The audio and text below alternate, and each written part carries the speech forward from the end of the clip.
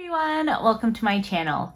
In today's video, I'm super excited to share with all of you my favorites from the month of July. So I have a lot of eyeshadow palettes to talk about today, and maybe you can already guess what I have on my eyes. So without further ado, let's get into these products in roughly the order that I would put them on my face. So first off, I wanted to talk about these lovely brushes from Sonia G. So here I have the Lotus Set, which is her latest release. And then I also have her soft concealer brush from her Fusion series, which restocked at the same time these guys came out. So I've been so enamored with all of these brushes since I got them. I mean, just look at how beautiful these handles and ferrules are. I'm not sure if these will still be in stock when this video goes up, so I'm not going to say too much about these brushes today, but if you are interested in them, definitely check out the video that I did demoing and reviewing these brushes. Today I use this base brush to apply my favorite Cosmetics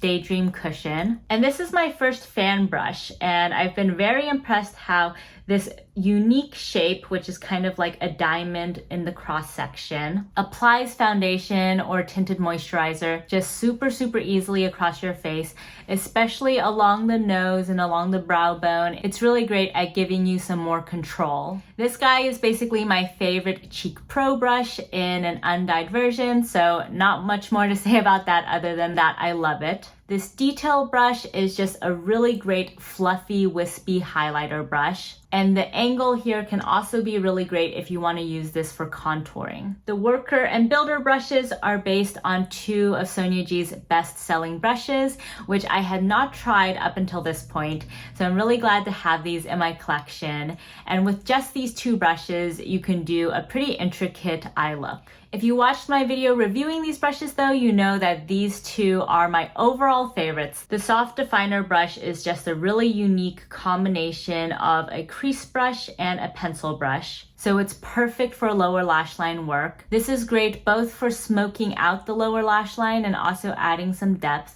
And if you're someone who often feels like your brushes get into your eyes when you're doing lower lash line work, this will be a really game-changing brush. I have that problem all the time because I really like to have a smoked out lower lash line, and this is the first brush I've used where the bristles don't get into my eye. This soft concealer brush is also just really an amazing addition to my collection because I use concealer a lot more than I use foundation, and so I normally just go in with a finger, and that's totally fine. I'm probably gonna still do that most days.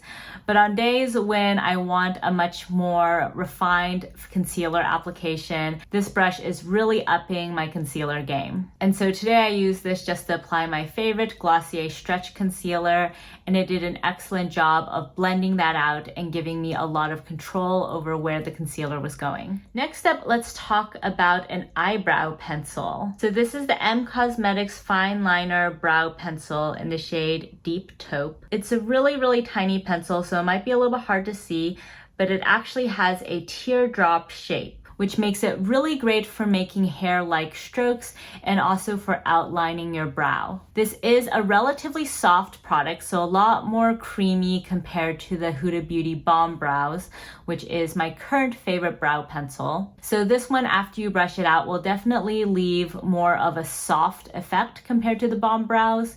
So if you want more of a soft everyday brow look, then this one is really perfect. This also pairs really well with the Cosmetics Brow Cream, which is what I have on today, if you want to have just an overall nice, fluffy, soft brow look.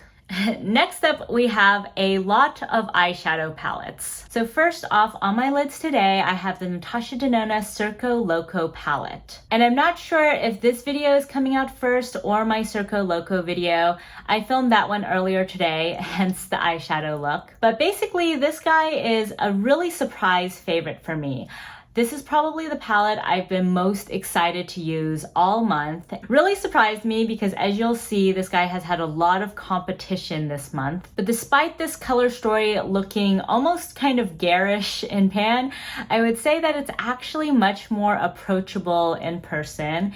And especially if you consider that there's basically 3 color stories here, if you stick to just one of the color stories, you can create a much more monochromatic or everyday friendly look. So to break break things down, you have kind of an orange gold color story in these 4 shades over here. And then you have a bluish teal color story with this blue over here, and then these 4 teal shades. And then you have a pink purple color story with these 3 pink shades, plus these 2 purple shades and this lavender shade. So if you think of the palette in those terms, it's a lot easier to approach this palette and create a lot of really beautiful looks. And personally, I've been kind of tired and bored of a lot of the new releases we've been seeing that are all kind of in the same color story. Like right now, I feel like everyone is coming out with a pinky mauvey color story, which, don't get me wrong, that's probably like my favorite color story, and I have a ton of that in my collection. But because I have a ton of that in my collection, I was excited to play around with this guy just to spice up my makeup routine and try out some new looks. Next up, we have the Natasha Denona Triochrome palette, and I actually bought this and Circo Loco in the same bundle, and I was motivated to buy that bundle because I have been eyeing this palette for so long. So basically, the day this palette came out, it was love at first sight for me. I saw these pastel tones, I saw that I had multi-chromes, and I was so incredibly excited. But then when it was revealed that this would be in one of her $129 palettes, I couldn't really justify paying that much money for these shades that I by and large don't use very often.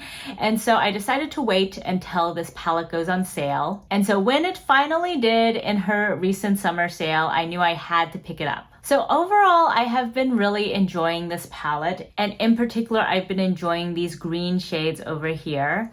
I think this row in particular has just been really perfect for the summer mood that I've been in. These other 2 rows are very nice, but I would say that the colors are a little bit less unique, and also these 2 multi-chromes don't really have much of a flip to them.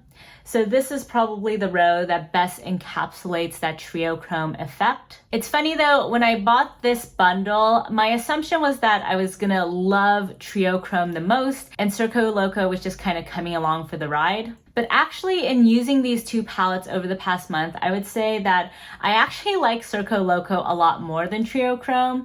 So I do like Triochrome. It's in the favorites this month. I'm glad this is in my collection, but it's definitely a much less high impact palette than what I was expecting. I was expecting a lot more opacity in these shades, and also I was hoping the multi-chromes would have a little bit more impact. Based on the reviews I had seen, there were critiques that this palette doesn't necessarily work super well for folks with deeper skin tones, and also critiques that these 3 shades in the center were not actually that interesting. Now that I have this palette, I definitely agree with those critiques. If you have my skin tone or any deeper, a lot of these shades are not going to show up a ton on your skin. Especially this last row is not going to give you a ton of variety. So I did a look where I incorporated all of these shades, and everything kind of started looking a little bit muddy at a certain point because none of these shades really stand out a lot on their own. That's in contrast to, for example, this Funtamime shade that I have on my lids today, and that's the really pastel aqua blue shade. I do wish that these pastels had more of the impact that that shade in Circo Loco has. Also, this palette is primarily matte. Other than these 3 shades, it's all matte, and so it is a little bit disappointing that these 3 shimmers in the center don't have more shine or flip. I'm gonna have to look into some more indie brands for multi-chromes, is what I've gathered from all the reviews so far.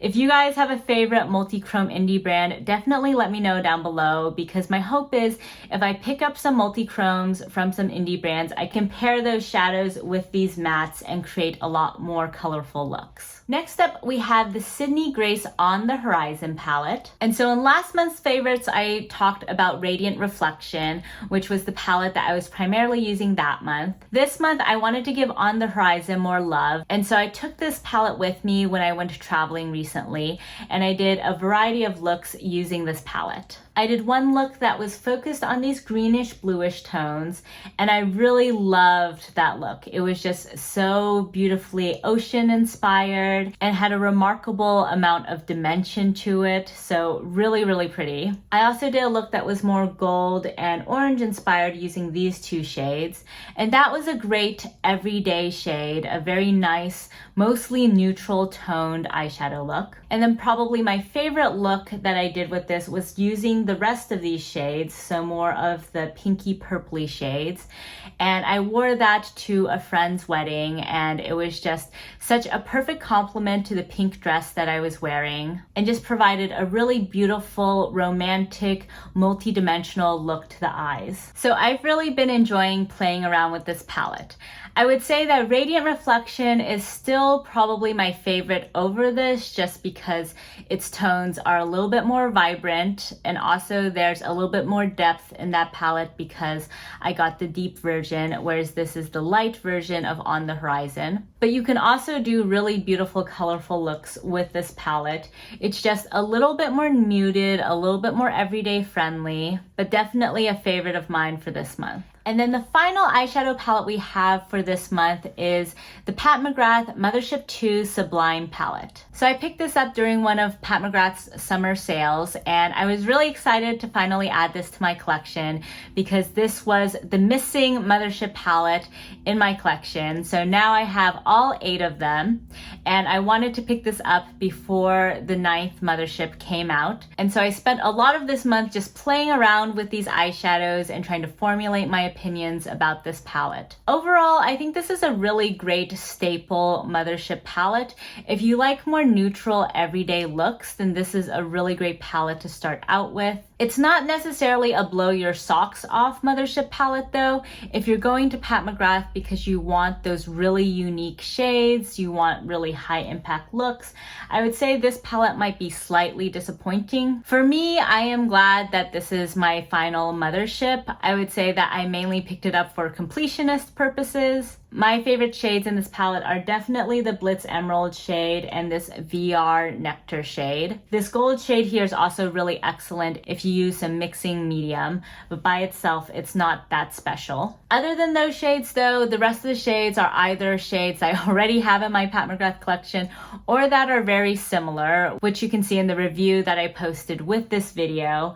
I have a lot of comparison swatches in that video. The quality of these shadows though is impeccable, and you can create some really gorgeous looks. Overall, it's not my favorite Mothership, but it's definitely one of my favorite makeup products that I have used for the past month. So moving out of eyeshadow, let's talk about blush. So here I have the Patrick Ta Monochrome Moment blush in She's Seductive. And this is a matte mauvey toned blush. This formula is really powdery, but when you get it on the skin, there's still a tiny hint of a sheen to the finish. And this is actually the blush that I have on today.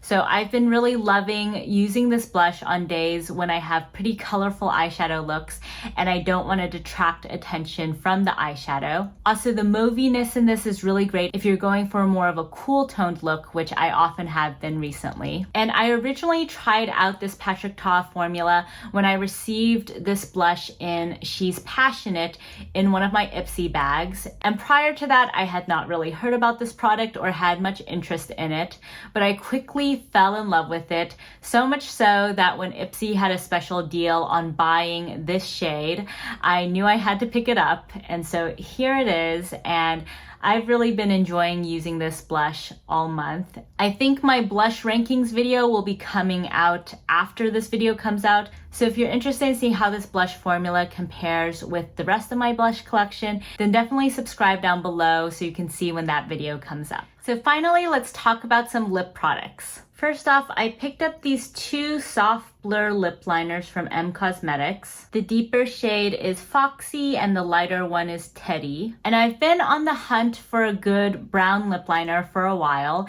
and so I figured I'd pick these 2 up to see how they look. Overall, I've been quite impressed with this formula. It's extremely creamy and easy to apply to the lips.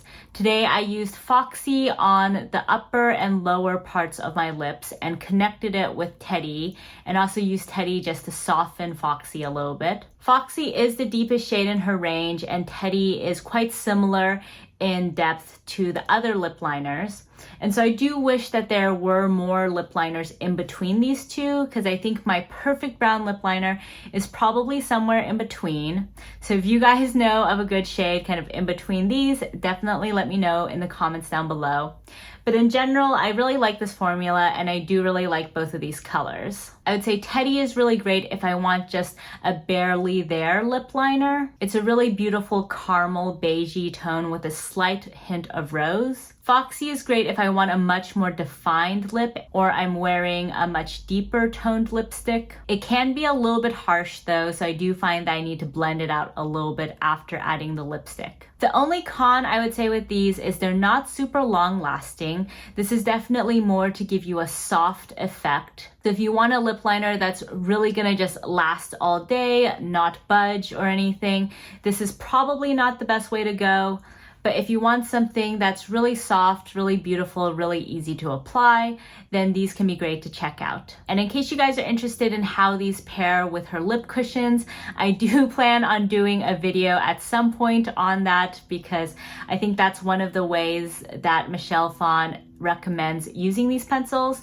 So definitely subscribe down below if you would be interested in that. And then my final favorite of the month is this mini lipstick from Pat McGrath in the shade Elson 2. So this is just a really, really vibrant red that on my skin tone looks a little bit like a blue-based red, but I think technically it has a bit of warmth to it as well. And I've been just loving this lipstick on days when I'm going for a really glamorous look. And especially if I'm traveling, this is the perfect lipstick to just carry with me that can instantly add some glam to any look that I have. So I'll put up some pictures of looks that I've done recently with this lipstick, but basically this has just made it really easy for me to do a really simple everyday neutral eye look, and then just add this to have a real pop of color on my face. So this guy is not new, but I've been really loving this for the past couple months. So that's it for today's video. I would love to hear down below if you guys have been trying out any new products in the month of July that you've been loving. And if you guys like this video, please give it a thumbs up. And if you haven't already, please subscribe to my channel. Thank you guys so much for joining me today,